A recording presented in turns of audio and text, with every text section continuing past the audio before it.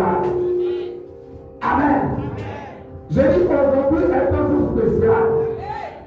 J'ai pas le cœur parce que la maman ne nous donne pas le courage de le célébrer. Ton visage,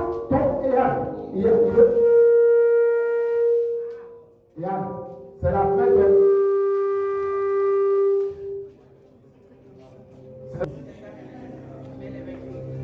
Il est super voir. Aujourd'hui, c'est un jour spécial. Je suis là parce que quelqu'un m'a porté dans son sein.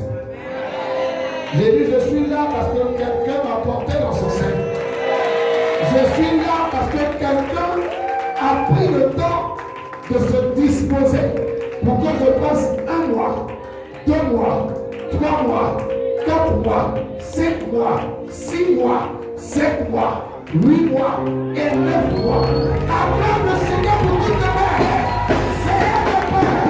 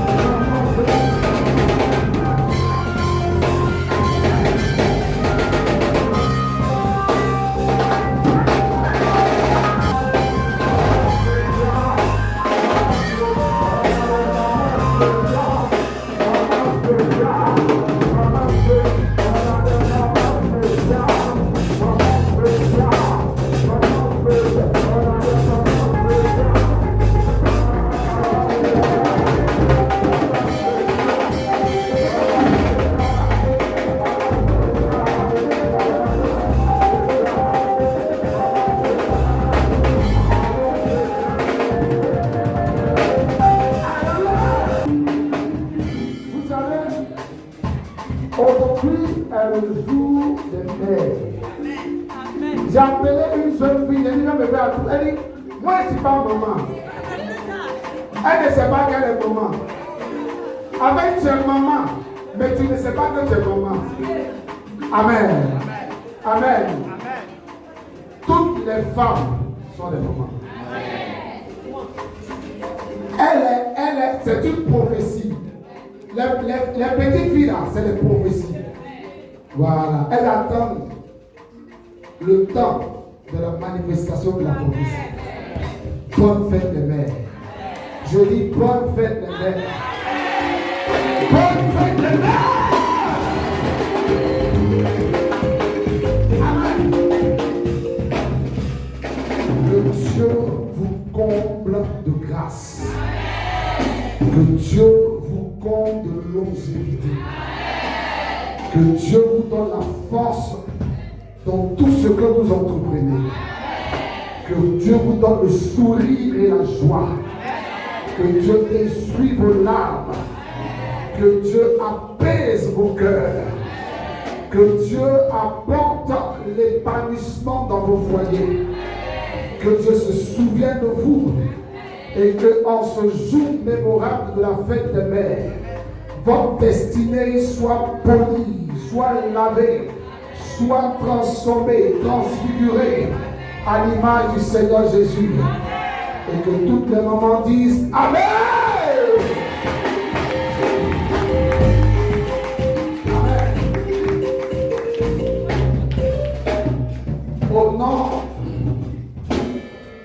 Au nom de papa de tout le conseil pastoral, nous souhaitons la bonne fête de maman à toutes les mamans ce matin.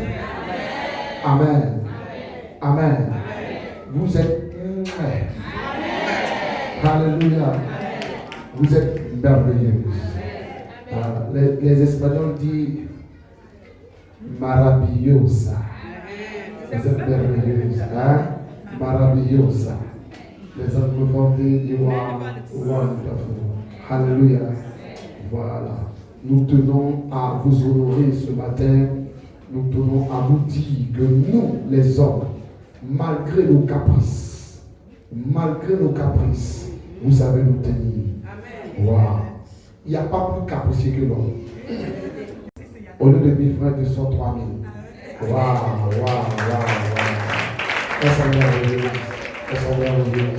Elles sont merveilleuses. La partie même qui fait peur, c'est que quand vous avez fini d'adorer le Seigneur et que toi tu es content, elle va commencer maintenant à connaître les humeurs de la grossesse. C'est le côté là, les humeurs de la grossesse. Elle est là. Elle va cracher partout. Souvent, tu apportes la nourriture. J'ai pas envie de manger ça. Souvent, elle dit j'ai pas envie de manger. Pour se lever, là, les difficultés. Il y a des femmes qui prennent grossesse et qui dorment sur un seul côté pendant 9 mois. Elle ne peut pas dormir sur 2 côtés. Un côté pendant 9 mois. Les pieds semblent. Elles sont dedans. Le ventre grossit. Elles sont dedans. Elles sont fatiguées. Elles sont dedans. Elles auraient pu dire, ça va, je vais enlever. Mais si on avait enlevé, moi, il ne serait pas là aujourd'hui. Elles sont gardées, malgré les souffrances. Souvent, toi aussi, tu déconnes, tu viens, tu es là, tu n'as jamais eu le temps d'apprécier ce qu'elle fait. Tu es dur, nyangli. Hein? Adjéji, nyangli. Amen. Malgré ça, ils sont dedans. Elles tiennent le coup. Souvent, tu viens, des paroles bizarres. Tu viens, des paroles tu n'es même pas double. Tu n'as pas de câlin. Alors, bébé, comment vas-tu? Tu es le lion de la tribu de ta maison. Amen. Mais malgré ça, elles sont dedans. Elles supportent. Les caprices, elles supportent. Elles sont humbles. Mais toi, tu veux qu'elles rentrent dans la terre parce que leur humilité n'est pas suffisante. Ah, mon ami, tu es exigeant. Hein? Tu es exigeant. Souvent, elle montre l'humilité. Mais toi, tu veux que quand tu parles, elle parle pas. Quand tu dis ouais, c'est fait. Quand tu fais quelque chose, ça va cabiner en même temps. Mon ami, on n'est pas au service militaire. Non, on n'est pas au service militaire. On est dans un foyer. Dans un foyer, c'est deux mains qui se lavent. Amen. Amen. Je le dis pas pour critiquer les hommes, parce que quand le temps des hommes va venir, on va vous honorer aussi. Mais aujourd'hui, c'est... Amen. Aujourd'hui, c'est pour les femmes. Donc, acceptez qu'on garde votre nom et qu'on lave l'image. Amen. Amen. Elles ont besoin d'attention. Elles ont besoin d'amour. Vous savez, je dis quelque chose, ça va peut-être choquer. Ça va peut-être choquer. Tu peux être gentil avec ta femme. Très gentil. Mais en plus de gentillesse, apprends à lui donner ton attention et ton amour et ta douceur. Il y a des femmes qui m'ont dit, il me donne tout. Mais ce qui me manque, c'est la considération. Il ne me considère pas. Va ou faux? Il me donne tout, mais il ne me considère pas. Il me donne tout, mais quand il me parle là, je ne sens pas l'amour. Et il y a des femmes qu'on connaît qui ont quitté, pas parce que l'argent manquait, mais l'amour manquait. Dis avec moi, l'amour c'est la douceur. Dis avec moi, l'amour c'est la considération. Dis avec moi, l'amour c'est la patience. L'amour c'est la maîtrise de soi. L'amour c'est pas seulement des dons. L'amour c'est pas seulement tu es bon, c'est pas seulement l'adoration. Amen. Voilà, c'est bon d'adorer le Seigneur, mais souvent c'est bon de méditer la parole de Dieu. Tu ne vas pas passer tout ton temps dans l'adoration. La méditation, c'est quoi? C'est le temps où tu passes avec madame et puis elle te dit aussi ce qu'elle ressent. Est-ce que vous savez qu'on n'a pas toujours raison? Mais on dit non, mais elle est chef, il est le chef. Souvent le chef a tort. Non, souvent le chef a tort. Non, je suis là pour le volume. C'est votre chose. Je vais mettre le volume. Ne vous inquiétez. Non, aujourd'hui là, si c'est le volume, je vais mettre. Est-ce que vous savez que souvent le chef a tort? En Afrique, on dit non. Quand même les parents torts, on ne donne pas raison à l'enfant. Mais je vous dis quelque chose. Quand le parent a tort et que le parent est humble, il voudrait que plus tard, pas forcément devant les gens, mais plus tard, il aille vers son fils pour dire, petit, tu avais raison. On ne renie pas les parents devant le public. Mais le parent, s'il est assez humble, il peut aller vers l'enfant pour dire, petit, ils m'ont donné raison à cause du monde qui était présent. Mais moi, je sais que j'avais tort. Apprenons à reconnaître nos torts par nous. C'est important. C'est important. Parce que souvent, elles ont tellement raison. Et souvent, on a tellement tort. Mais à cause de notre position d'homme, on pense qu'elles ont toujours tort. C'est faux. C'est faux. Elles n'ont pas toujours tort. Et malheureusement, c'est resté dans nos mœurs. Quand je parle, tu te tais. Je n'ai pas dit que quand ton mari parle, il faut parler. Mais à des moments, il faut donner la possibilité à ta femme de parler. Parce que quand elle va te dire une parole, pas pour te blesser, elle va te dire comment elle te gère, et puis comment elle t'accepte dans tes caprices, et puis comment elle te supporte. Si tu as un cœur, tu vas dire, bébé, tu as raison. Tu as raison. Je ne savais pas ça. Je ne savais pas. Et je vous dis la vérité. Il faut la maturité pour être assez humble, pour reconnaître que ce que maman a dit là, elle n'a pas tort. Elle a raison.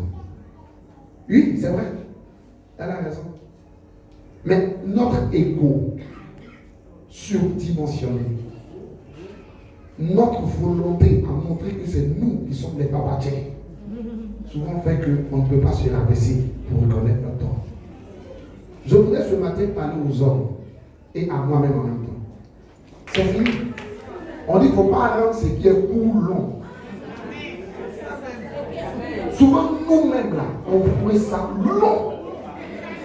Une petite parole suffit pour apaiser le cœur des femmes. Les femmes que vous voyez là, elles ne sont pas compliquées. Hein? Elles ne sont pas compliquées. De même que nous, on veut que les femmes nous respectent, c'est comme ça qu'elles veulent qu'on les considère. Petite parole. Elle m'a dit, laisse tomber. Laisse tomber. Nous, on a 4 enfants. Ma femme et moi, on a 4 enfants. Cette année, le 7 juillet, ça me fera 16 ans de mariage. Je suis jeune, mais il y a longtemps que je Amen. Je me suis marié en 2007. Les 4 enfants et 3 césariennes. Et le 4e enfant, on voulait faire césarienne, mais on avait déchiré. Donc imagine, 3 fois à cause de moi, on a déchiré son ventre. Donc attends, elle ne mérite pas de considération? Elle ne mérite pas de respect? Elle ne mérite pas mon amour? Elle ne mérite pas ma douceur? Ah, champion. Là même t'as coupé au doigt depuis tes jours devant le travail. Là t'as coupé au doigt, tu t'es plaint depuis. Ah, on a coupé. Elle n'est pas là, on a pris le couteau. On appelle ça quoi? L'historique, et pas la déchirer. Chez qui est venu? On a fait quoi? Quand ce qui est venu, après ça, on a fait quoi? Non, pas une césarienne. Le deuxième, c'était, on a ouvert, je veux dire, comment vous appelez ça?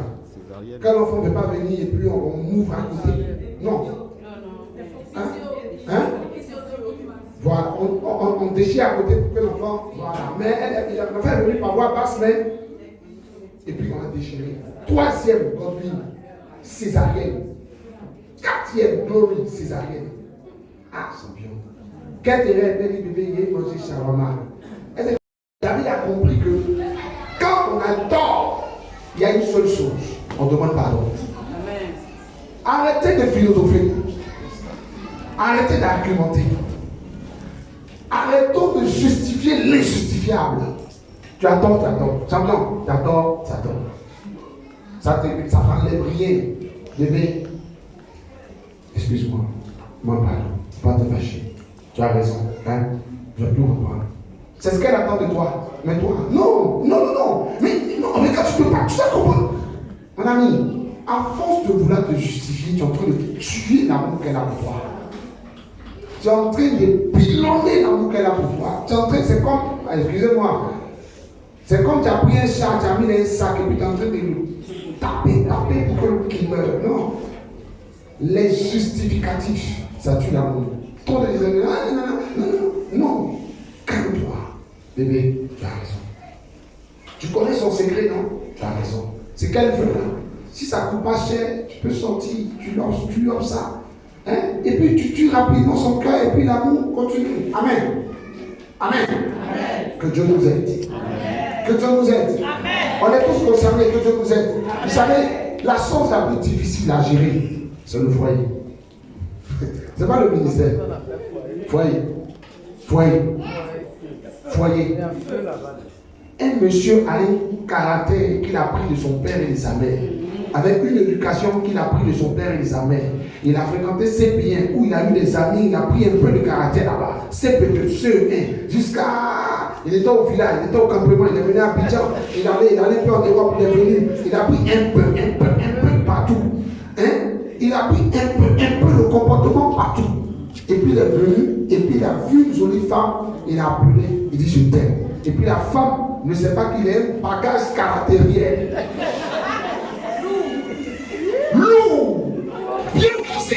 Son comportement est lourd. Mais c'est ton visage qu'elle a vu. Et puis elle a tiré. Mais c'est pas qu'il y a. Ah! Et puis elle a pris quand même parce qu'elle t'aime. Et puis chaque jour, il y a de nouveaux dossiers qui sortent. Et elle découvre chaque jour qui tu es. Elle découvre. Il y a d'autres qui fuient. Il y a d'autres qui fuient. Yeah! Je ne sais pas quel joli garçon là avec problème comme ça. Et puis il y a d'autres qui sont dedans. Elle dit je l'aime. Je vais t'aider. Je l'aime. Elle dit je vais t'aider. 1 an, 2 ans, 3 ans. Champion. Tu ne sais pas qu'elle est en train de traverser des moments à cause de toi difficiles. Mais par amour, elle supporte. Et elle fait des sacrifices. Elle s'oublie pour toi. Champion. Pardon. Tu connais où tu partais avant. Tu vas arrêter de partir là-bas. Celle qu'elle a là, elle est suffisante pour toi. Dis Amen. Dis Amen. Champion. Celle que tu as pris. La Bible dit, ne laisse pas ton premier amour.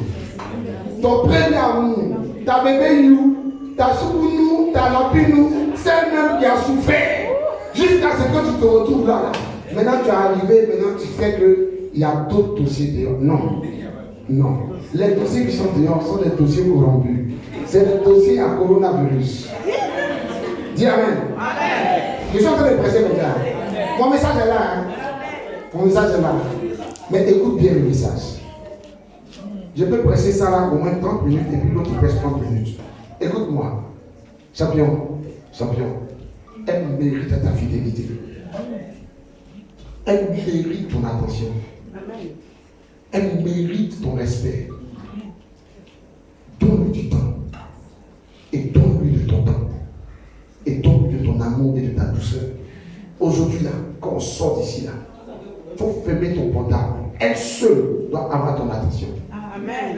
Prends-la, dépose-la quelque part, un petit shawarma, un petit coin, un petit coin de poisson là. Non, mais c'est chacun en fonction de ses poignets. Oh. Non, c'est chacun en fonction de ses poignets. Hein? Je n'ai pas dit qu'on est là-bas forcé. Mais quand on science pour les gars de shawarma, on a science aussi pour les gars de. De Gabi, ou bien on a science pour les gars de Gabi aussi. On parle de le monde. Si tu veux, tu l'envoies à l'hôtel une fois. Ou bien tu l'envoies à l'hôtel. Hein? Mais assure-toi qu'aujourd'hui, tes péchés doivent être pardonnés. Donc, un point même au champion. Et assure-toi qu'aujourd'hui, tes péchés soient pardonnés. Et Anne, peut-être que tu as dit, mais je n'avais pas prévu.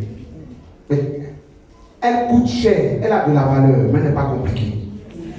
Même avec 10 000, pour sortir d'un petit coin, à 2. Laisse les enfants à la maison. Quand tu l'as connue là, les enfants n'étaient pas là. Quand tu l'as croisé là, les enfants étaient là. C'est toi et puis elle qui avait fait venir les enfants, dont les enfants n'étaient pas là. Au commencement, il était la parole. La parole était avec Dieu. Hein? Tout ce monde était fait par la parole. C'est la parole. Papa et maman qui ont fait les choses. Donc laisse tout, champion. Va quelque part. Sors de la maison. Elle est trop habituée au fauteuil là. Trop habituée au salon là. Hein? Si tu peux même lui offrir même une nuitée, ça fait quoi? Donc si tu peux lui offrir, tu lui offres ça. Moi, ma femme a fait césarienne, donc je ne peux pas lui offrir une nuitée. Tu comprends? Mais tu peux lui offrir une nuitée. Tu peux sacrifier 25 000. Juste la faire sortir du cadre où les enfants disent papa tu vas où, maman tu vas où, tu dis non, il y a le vrai truc là. Il dit qu'on va venir, il a un petit parmi dans un prier pour lui. Ne dis pas aux enfants que tu vas aller dormir dehors. Tu dis que tu viens. Et puis tu donnes des instructions à la nounou ou à ses grandes soeurs. Quand tu es parti, éteins le portable. Alors maman, son portable passe pas. Il ne va pas passer aujourd'hui. Ils vont pour se réconcilier dans le Seigneur. Dis amen. Et là vous avez réconcilié. Moi mon père, peut-être que vous ne le savez pas, mon père était secrétaire de la promotion de la vie familiale en Afrique. Tout ce qui est foyer, tout ce qui est monsieur, madame. Mon père était le secrétaire d'une grande organisation de tout ce qui est foyer, comment régler les problèmes de couple, comment donner des conseils pour qu'il y ait tout. Il était ça. Paix à son âme aujourd'hui, mais 36 ans de mariage avec ma mère avant de partir. Amen. 36 ans de mariage, 12 enfants, même père, même mère.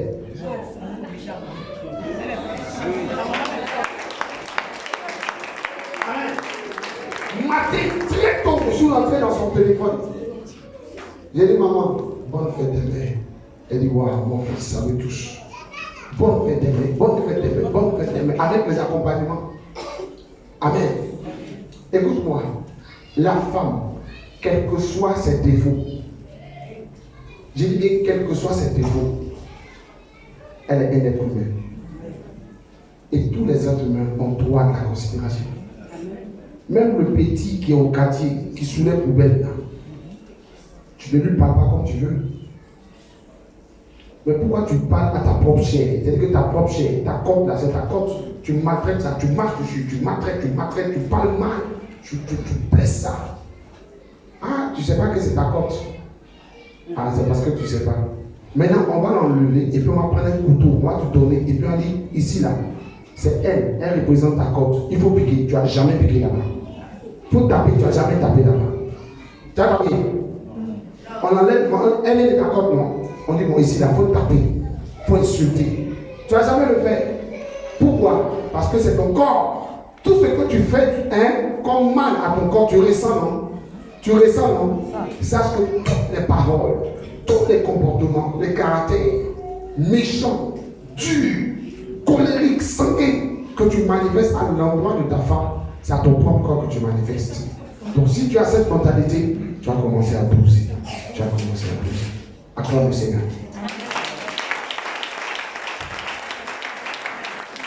Amen. Que Dieu nous bénisse. Amen. C'est juste des conseils que j'ai donnés. Je ne t'ai pas attaqué, champion. Amen. Quand il y a qui dit, après l'église là même, ce qu'il a commencé là, il va terminer. Il faut lui dire, il dit, tu ne demandes pardon. Il te donne des conseils. Il n'a rien contre toi. Amen. Que Dieu nous bénisse. On va prendre rapidement dans le livre de Ruth.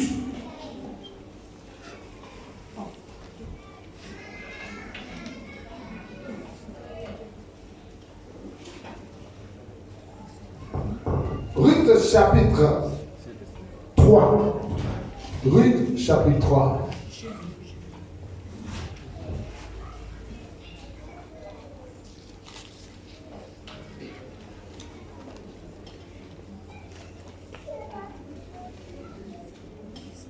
Ruth chapitre 3. Régie, s'il vous plaît.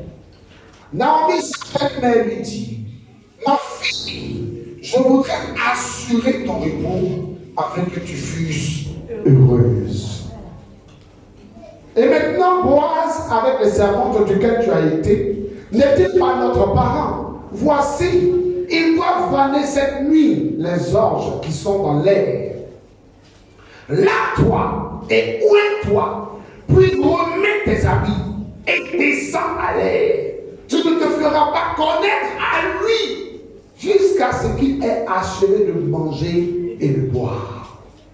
Et quand il ira se coucher, observe le lieu où il se couche. Ensuite, va, découvre ses pieds et couche-toi. Il te dira lui-même ce que tu as à faire.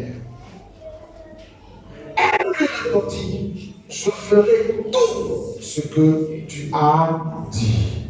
Dis Amen. Amen. Amen. Amen.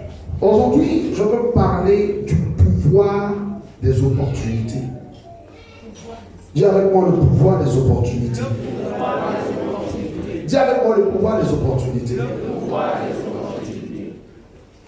Pour ceux qui ne connaissent pas l'histoire, Ruth et Orpa étaient les belles-filles de Naomi. Ils avaient marié Mahlon et Chilon. Mahlon et Chilon étaient les filles de Naomi. Et Elimelech était le mari de Naomi. Amen. Donc Elimelech, mari de Naomi. Naomi a deux fils, Mahlon et Chilon. Et Ruth et Orpa sont mariés aux deux fils de Naomi. Donc Ruth et Orpa étaient les belles-filles. Amen. La Bible déclare qu'il y eut ce qu'on appelle une famine à Bethléem.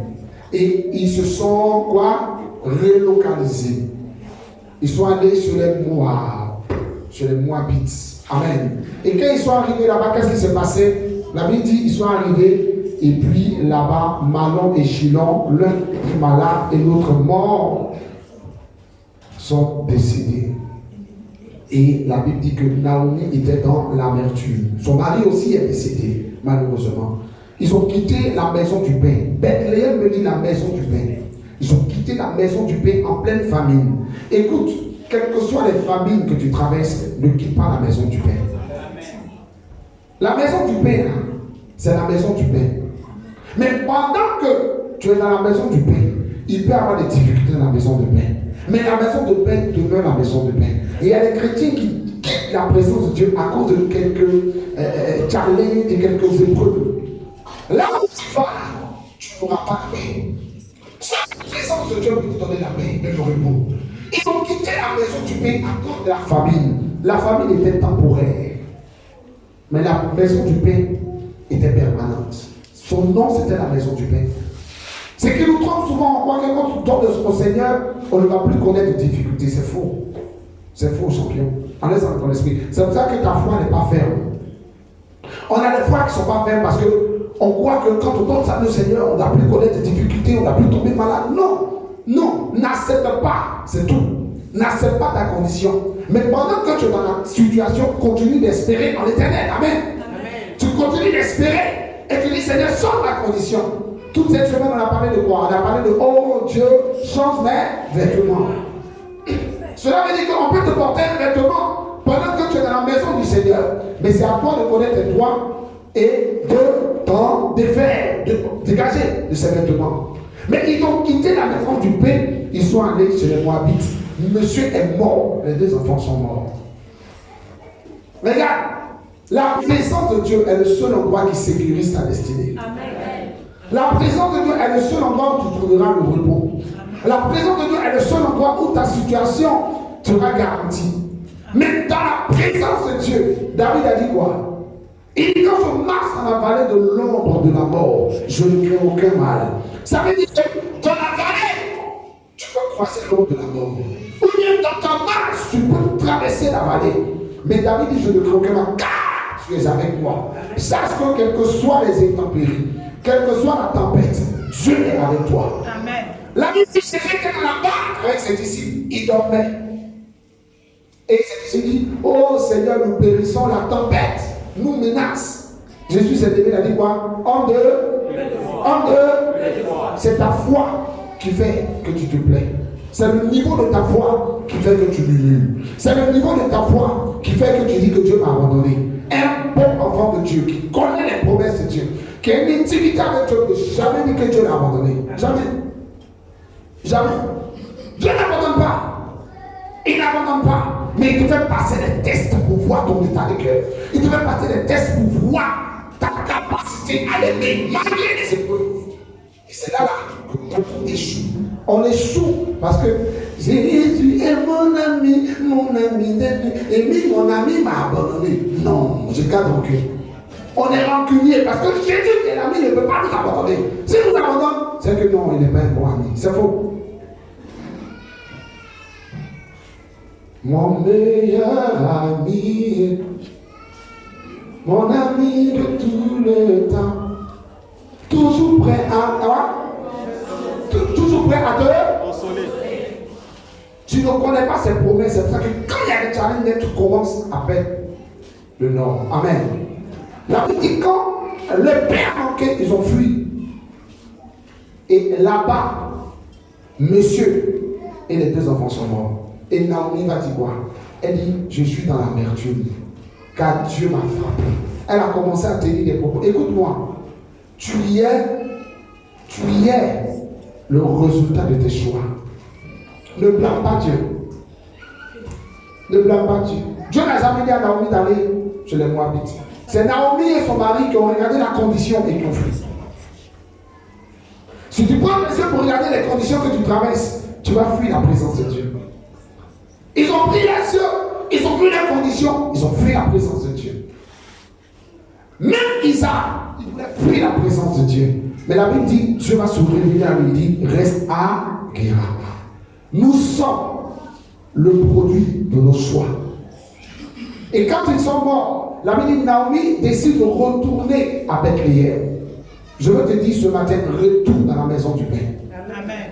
Elle décide de retourner, elle dit à ses belles filles, moi je vais partir, je retourne.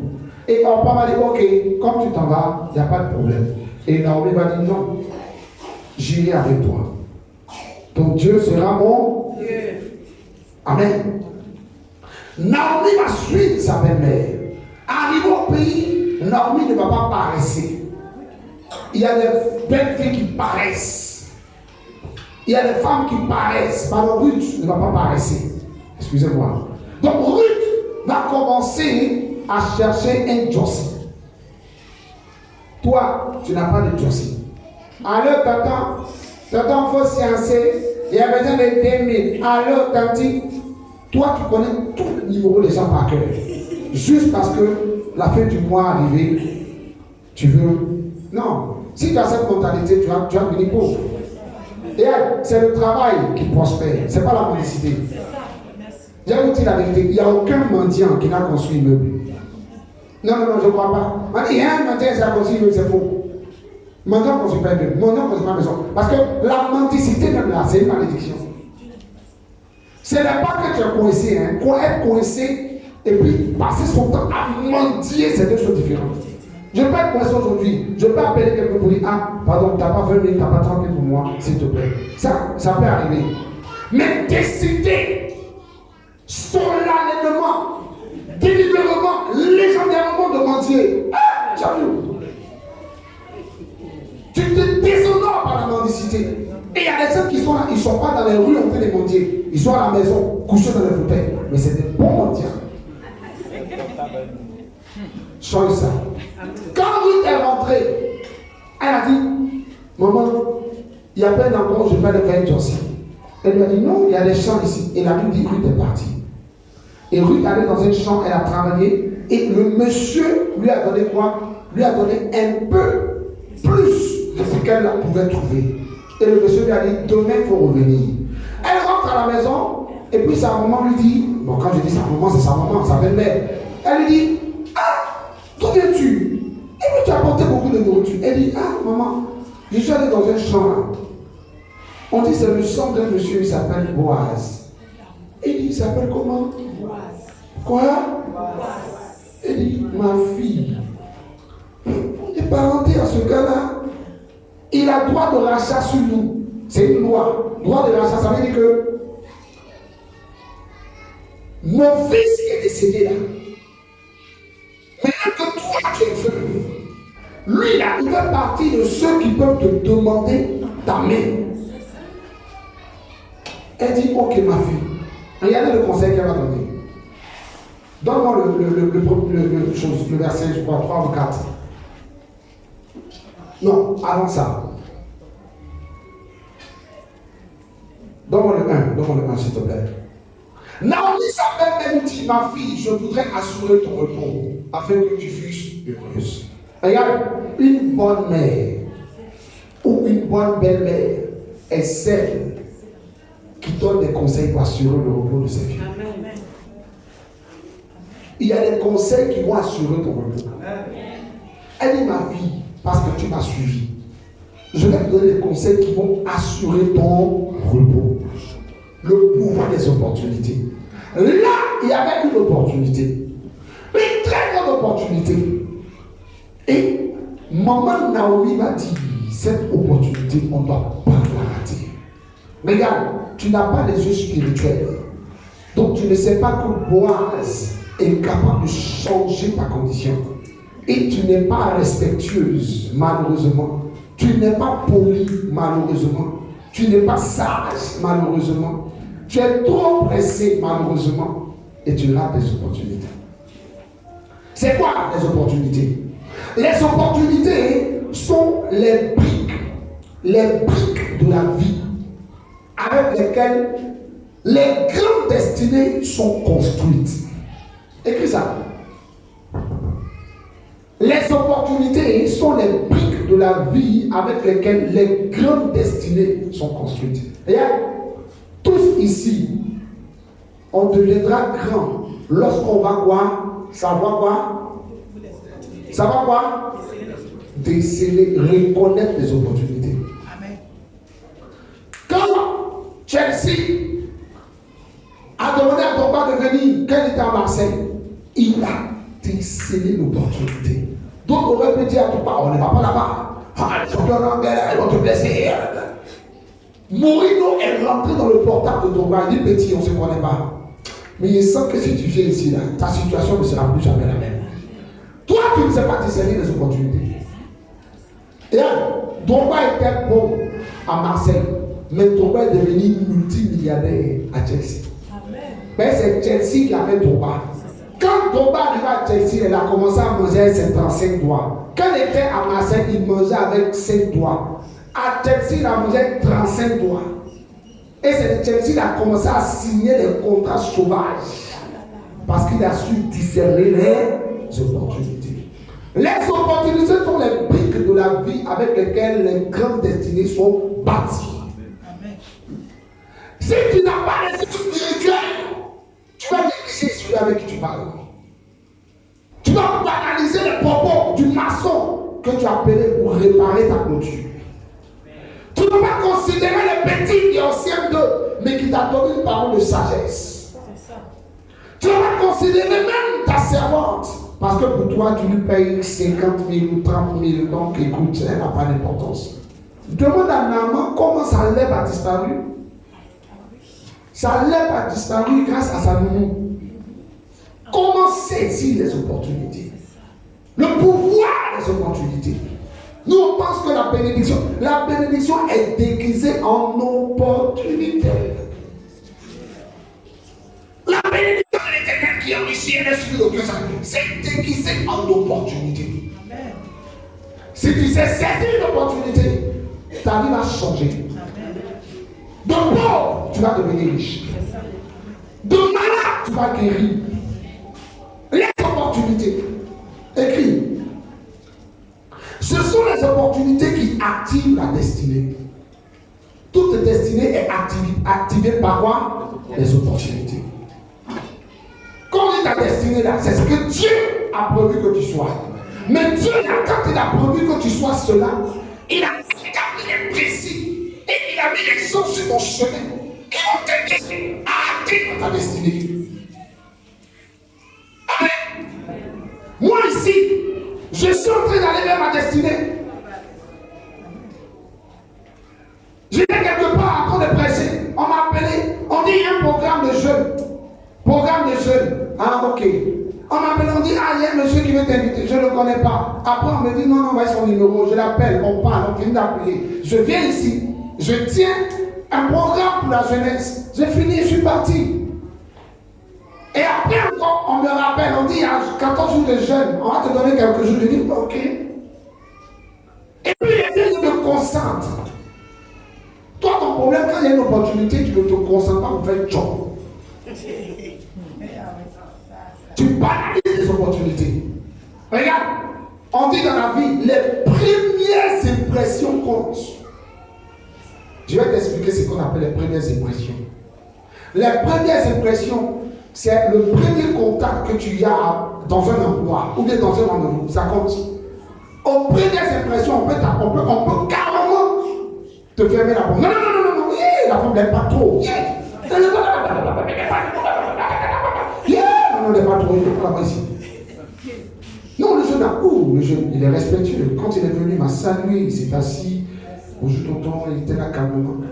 Je crois que le petit, on peut travailler avec lui. Les premières impressions comptent. C'est pour ça que quand tu as le rendez-vous avec ton futur mari, en anglais on dit behave. En anglais on dit behave. Ça veut dire quoi? Ça veut dire qu'il faut avoir les bonnes manières. Behave en anglais, ça veut dire il faut bien te comporter. Il faut avoir les bonnes manières. Behave. Il y a des femmes, elles ne savent pas que celui qu'elle va rencontrer, c'est le gars qui va lui donner de jolis bébés et qui va devenir son mari demain. Elle prend son comportement des psychologiques, son effet. Je ne dis pas que ceux qui sont assis pour les gens n'ont pas les bonnes manières. C'est une façon de parler. Ne te fasse pas, hein? Ne te fasse pas, ne te fasse pas. Moi-même, j'ai grandi à la psychologie, à la Saint-Éphia. Hein? Je suis aussi né là-bas. Amen. Je veux dire qu'il y a un comportement que tu prends, tu soulèves ça. Les esprits de la maison de ton père et de ta mère t'ont donné un caractère. Et tu vas au rendez-vous. Quand tu arrives là-bas, c'est toi qui es exigeante. Non, moi je mange pas ça, moi je mange ça, moi je mange pas ça. Non. Il y a des femmes, quand tu les invites au premier rendez-vous, tu ne sais même pas qu'elles aiment manger. Parce qu'elles se comportent. Elles ont les bonnes manières. C'est-à-dire qu'elles ont tiré le fruit en main des tabalis sauvages. Elles ont tiré le fruit en main et dit non, ce rendez-vous-là. Il y a longtemps, on ne me cherche pas. Maintenant quelqu'un m'a cherché, il va me trouver. Mais toi, on t'appelle tellement que le seul rendez-vous là, tu négliges. Les opportunités. Oh Seigneur. On dit que ce sont les opportunités qui activent la destinée. Les opportunités sont des portes d'entrée vers la destinée de l'homme. Les opportunités, c'est les portes d'entrée. Les opportunités, c'est les portes d'entrée. Les opportunités, on t'appelle pour faire un travail. Mets-y le cœur. Sacrifie-toi. Il y a des gens qui, une fois mettre au premier contact, ils sont chers. Il y a une façon de faire. Nos frères anglophones là, ils ont une technique. Il arrive le premier jour. Le gars dit non, mais 100 000 c'est cher. Non, on va faire ça à 80 000. Non, vieux. Il faut laisser. Il discute, et puis il mange un peu. Mais un peu, il s'arrange pour que le travail soit excellent. Il s'arrange pour que la touche soit excellente. Il s'est dit aujourd'hui, je n'ai pas bu un bidon céleste de 500. On m'a donné juste un gobelet. Mais avec ce gobelet, je vais lui montrer que j'ai du talent. J'ai quelque chose à vendre. Il voulait me coiffer chez un gars, j'arrive. Il a un petit bâtard. Il vient de commencer, ça ne fait même pas une semaine. Ce n'est même pas un magasin. J'arrive, il dit mon ami, pardon, je peux, j'ai rasé ma barbe. Il dit non, moi il ne rase pas ma barbe, moi il coiffe. Il dit non, moi il ne rase pas ma barbe, je coiffe. J'ai dit non, il dit non, il ne croit pas à papa. J'ai eu pitié pour lui. C'est vrai, ça fait des principes de travail. Ça fait des principes de travail. Mais tu viens de mettre ton bâtard. Et tout le monde passe. Et c'est même pas une petite page, une chaise. Quand il finit là, il ramasse tous ses instruments, la passe il plie. Et puis le médecin vient. Je ne dis pas qu'avoir des principes n'est pas bon. Mais je me dis que s'il savait qu'en touchant la barre, il allait mettre ce qu'on appelle le style. De sorte que je sois capable d'abandonner mon ancien coiffeur de divinité. C'est ce que toi ça te manque. Tu es chaud au pied pressé. Il dit, je suis venu là, il faut m'appâter. C'est-à-dire qu'il faut m'appâter et m'épater. C'est-à-dire que m'appâter, il faut m'attirer. Et puis il faut me montrer que ce que tu as là, j'ai plus besoin d'aller ailleurs. C'est toi qui peux trouver ça. On ne considère pas les opportunités. Tu es dans un magasin, tu vends chaussures, habits. Les gens viennent.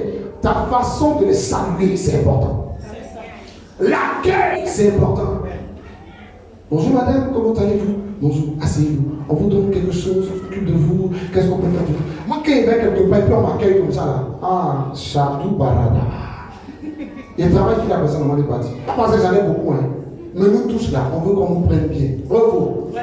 Toi, tu as un magasin, les gens viennent, ils regardent, ils ne payent pas. Il faut changer quelque chose dans toi. Les gens, ils sortent. Ils viennent regarder, ils sortent. Nous, on allait quelque part où les gens nous ont appelés. Viens. Qu'est-ce qu'on appelait que tu as allé pour voir simplement? Vous prenez quoi? On vous donne quoi? Non, ils sont un boissou, ok? Et puis tu dis, madame, non, il n'y a pas de problème. Je crois que c'est ce qu'il fait pratique. Et quand tu viens, chaque fois que tu viens, respect. Mais les articles diminuent. Il n'y a plus trop de boissou maintenant. Mais il y a toujours le respect. Jusqu'à tu deviens fidèle. C'est comme on fidélise quelqu'un. Tu sais pas fidéliser les gens. Les gens viennent. Dans ton magasin, partout, apprends à respecter, à considérer. C'est des opportunités. Est-ce que tu sais qu'une seule tête que tu as fini de coiffer, tu peux avoir 50 têtes pour coiffer une cérémonie? Apprenons à considérer les opportunités. Écris-moi ceci. Les opportunités sont des chances ou de grandes possibilités dans la vie d'un homme. Les opportunités sont des chances ou de grandes possibilités dans la vie d'un homme. L'absence d'opportunité est synonyme de perte de temps. Et quand tu n'as pas d'opportunité, c'est comme si tu perdais ton temps. Parce que c'est les opportunités qui vont te faire. Donc un homme qui n'a pas d'opportunité, c'est comme si ta destinée est en train de se cacher. Voilà pourquoi il faut que toi-même tu sois un chasseur d'opportunités. Il y a des gens qui ne sont pas des chasseurs d'opportunités. Hein. Ils sont à la maison, c'est que si c'est pour moi, tu vas m'envoyer. Mais tu as ton temps. On est 7 milliards, nous tous on prie. T'as dit, si c'est pour moi là, ça va venir. Moi je connais des gens qui forcent, et puis ça vient. Il y a des gens qui forcent. Comment forcer? Je vais, bonjour. Je suis dans les Syrie. Je vais, ça je peux faire. Je peux laver ta voiture. Il faut forcer. Avec le respect, tu forces. Il y a une façon de faire. Je vais. Nous, on n'a pas de problème. Ça, il peut faire ça pour toi. Je peux faire ça pour toi. Mais toi, tu es là. Et je veux connaître de mon pardon, quoi. Ben, on va dire, on a qu'à le pardon. Il ne veut pas pardon, on n'a qu'à faire ce qu'il veut.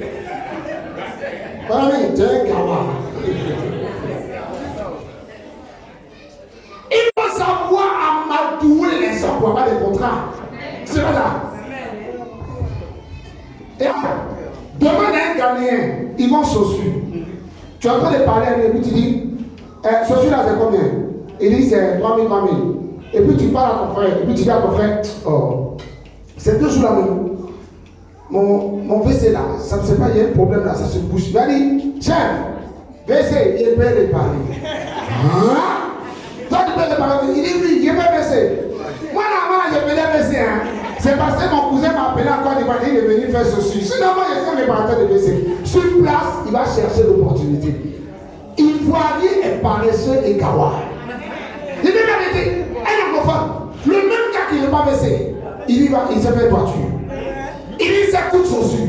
Lui seul, il sait tout faire. Mais la vérité, c'est que souvent, il ne sait pas faire. Les cherche des opportunités. Ou bien il veut prendre ça pour donner à son frère. Et quand il donne à son frère, il va avoir 1000 francs, 2000 dessus. Toi, tu n'ouvres pas tes yeux. Hey, Seigneur, aide-nous.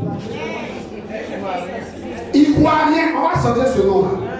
Ça veut dire Ivoirien maintenant. Ivoirien, la maman, ça nous fatigue, ça nous influence. On ne doit pas les opportunités.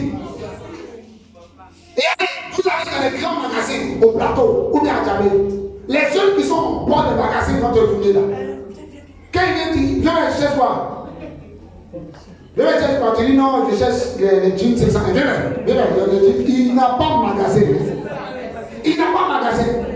Il connaît tous les magasins, mais il n'a pas de magasin. Dès que tu prends, il t'envoie sur son gars.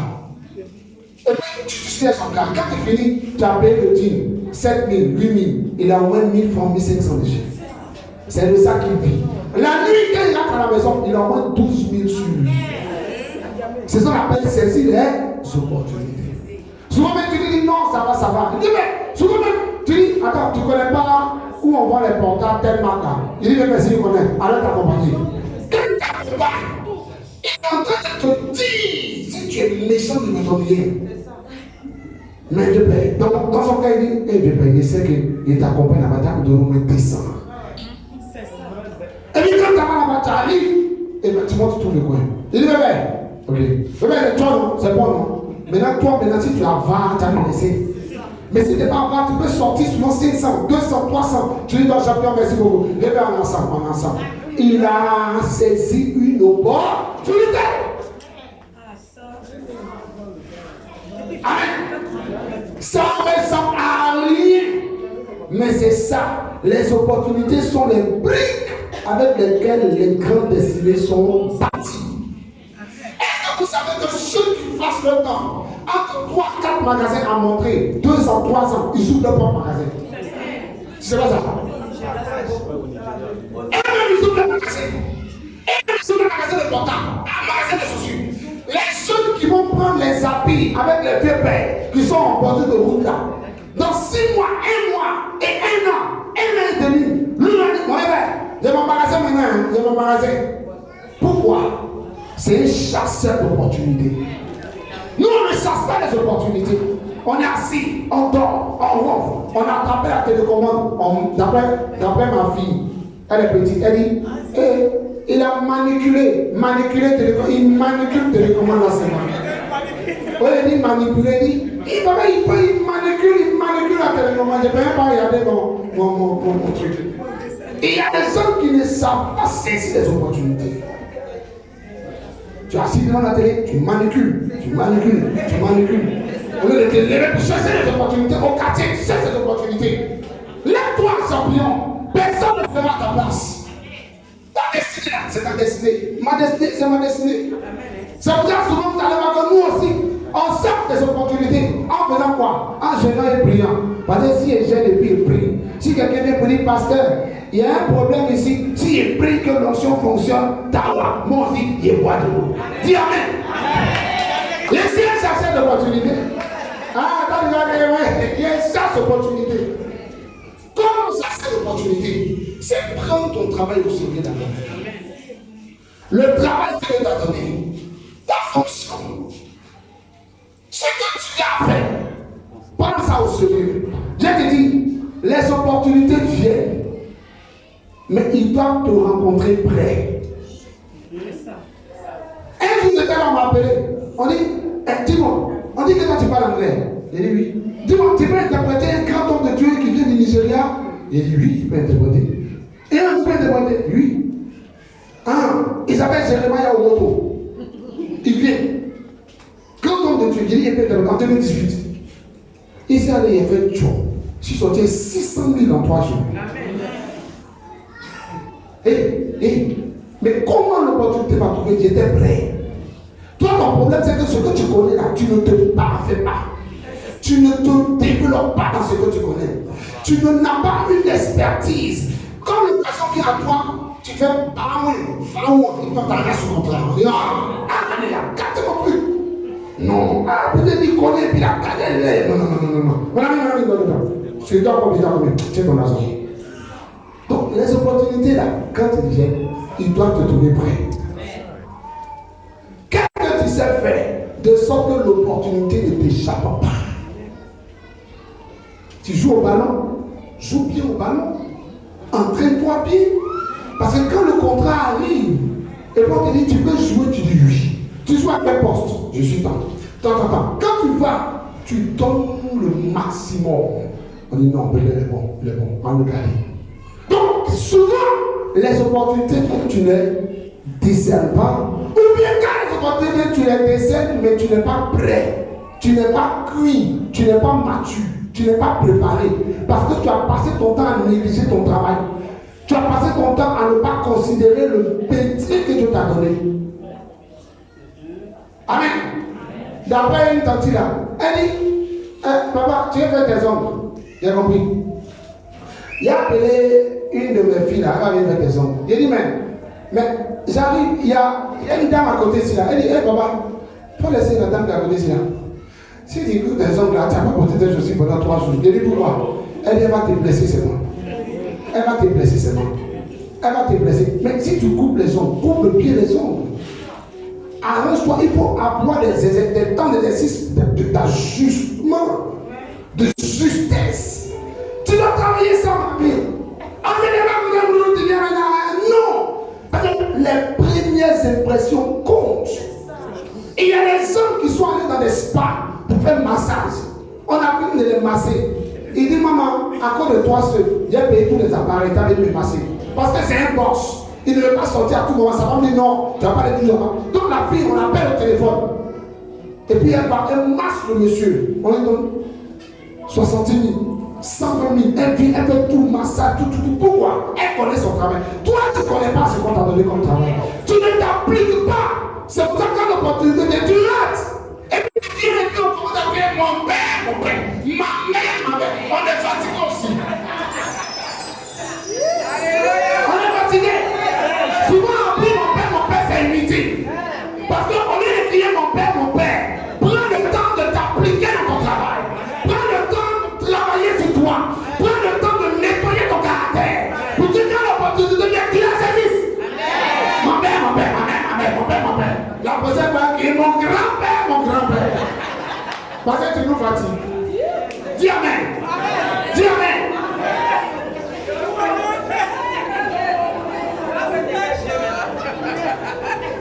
Amen. Chaque opportunité que vous ratez ralentit le processus de l'accomplissement de votre destinée. Chaque opportunité que vous ratez, là, ça ralentit le processus de construction de votre destinée.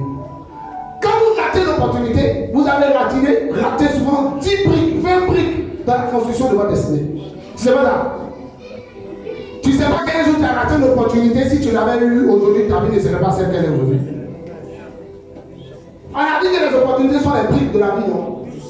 Maintenant, quand tu rates une opportunité, tu ne sais pas que. Est-ce que vous savez que les maçons, là, il y a des jours là, ils peuvent construire avec 200 briques.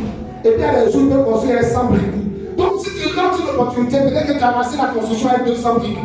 Tu sais ce que ça allait faire pour décider. Tu sais ce que ça allait t'emmener dans ta vie. Tu sais ce que ça allait créer comme finance. Tu sais ce que ça allait créer comme confort matériel. Mon ami, à partir de ce matin, ne rate plus les opportunités. Amen. Les gens ne manquent pas d'opportunités. Ils sont simplement aveugles. Écris ça. Maintenant, il y a un pays qui est pour moi. On pèse ce néant dans les yeux. Ta mémoire peut tout retenir. Les gens ne ratent pas les gens. Ce n'est pas les opportunités qui manquent. C'est toi qui es aveugle. C'est que tu ne sais pas que ce qui a coûté les opportunités là, hein, ça ne manque pas. C'est toi qui ne sais pas discerner. Amen. Il y a toujours quelque chose à faire pour arriver à destination. Amen. Amen. Amen. Donne-moi 2 minutes, je termine. Juste 2 minutes, je termine. Amen. Il y a toujours quelque chose à faire pour pouvoir atteindre sa destination. Est-ce que vous savez que les opportunités sont déguisées? Toutes les opportunités sont déguisées. Moi, je n'ai jamais vu opportunité qui dit je suis en opportunité, il faut me saisir. Je n'ai jamais entendu ça. Qui connaît le magasin où on vend les opportunités? Pardon, le jour où tu es parti là-bas, à peine on va aller payer les opportunités. Il n'y a pas de magasin où on vend les opportunités. Opportunité ne dit pas je suis opportunité. Opportunité est là. C'est à toi de nettoyer tes yeux spirituels, de nettoyer tes oreilles spirituelles pour voir ou bien pour attendre.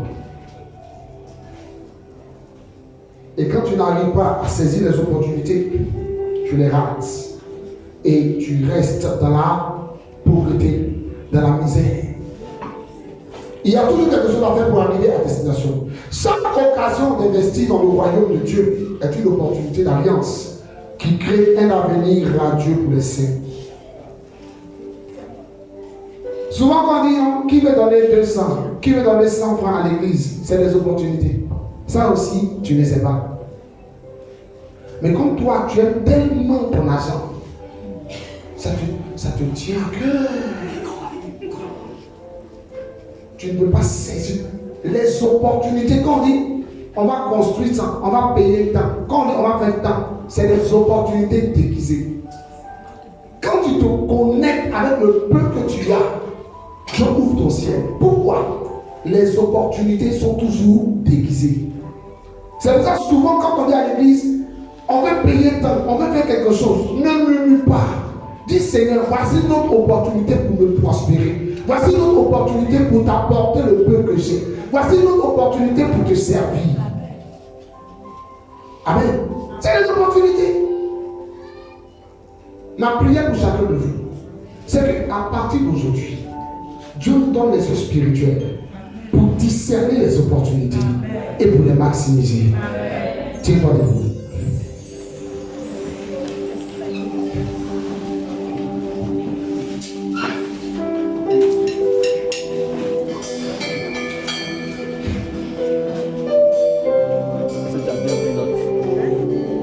Il a bien pris note.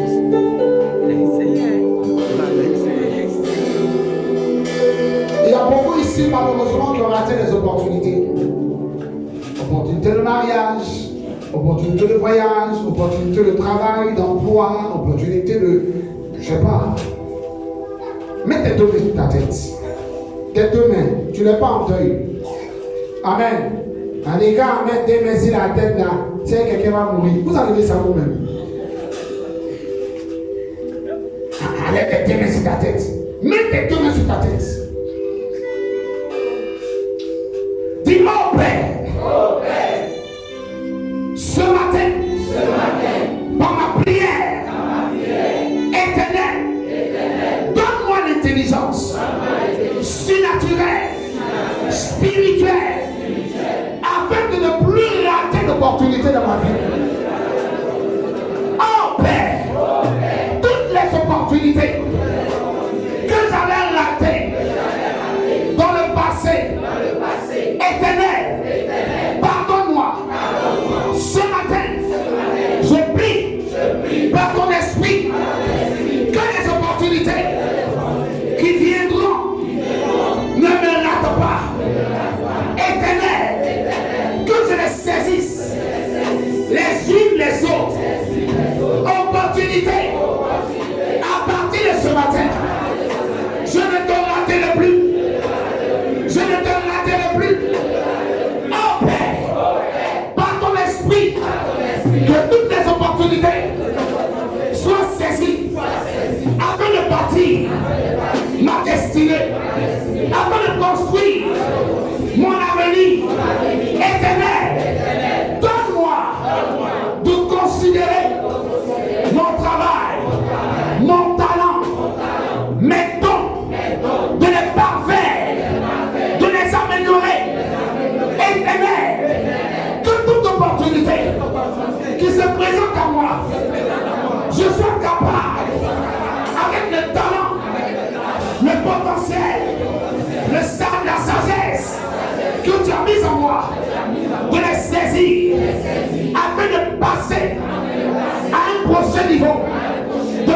destinée.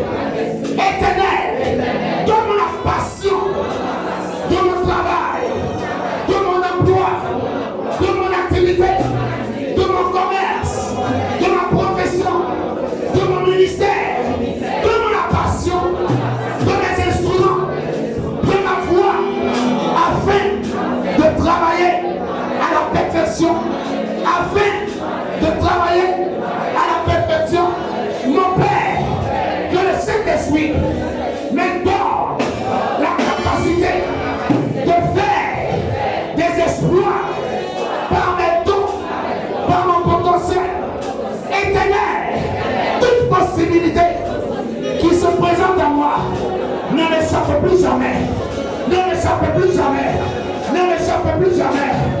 Accorde le Seigneur